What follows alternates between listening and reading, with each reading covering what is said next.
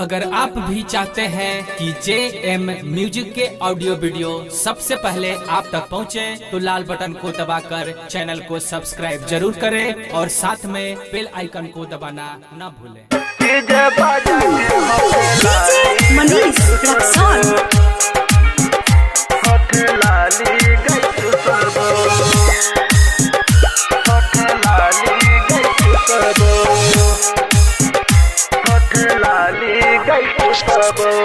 सुन गे पातर की जैया मंगिया सजबो, सुन गे पातर की जैया मंगिया सजबो, डीजे बाजा के हठ लाली गई चुसबो, डीजे बाजा के हठ लाली गई चुसबो, कोबर के राती तोरा दिन में सतबो, कोबर के राती तोरा दिन में सतबो, डीजे बाजा के हठ लाली गई चुसबो, डीजे बाजा के हठ लाली गई चुसबो।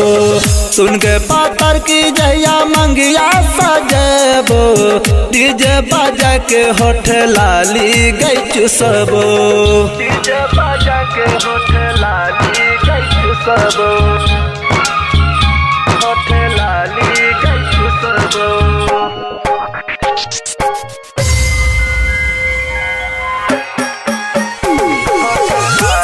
मनीष रक्सौल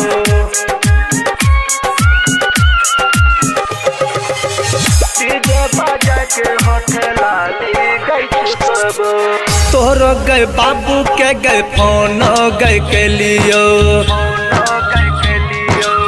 तोहर गए बाबू के गए फोन गए के लियो, फोन पर लब के कहानी सुन लियो, बाबू गए तो हर खुश गए भेलो, बाबू गए तो हर खुश गए भेलो, कह छौ हमरा दामाद छौरी, कह छौ हमरा दामाद छौरी।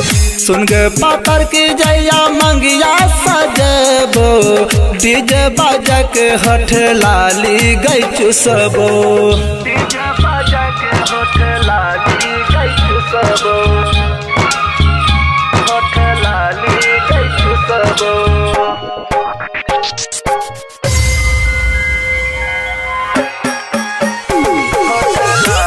मनीष रक्सौल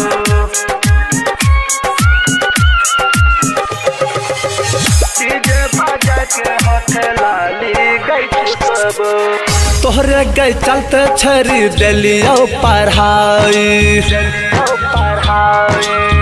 तोहरे गए चलते छरी दिलियो पढ़ाई, किया गए बहनो गए गेली हर जाए, रतिया में आई बहू खटिया गए तरबो, रतिया में आई बहू खटिया गए तरबो, कोरा गए तोरा उठैक छौरी, कोरा गए तोरा उठैक छौरी।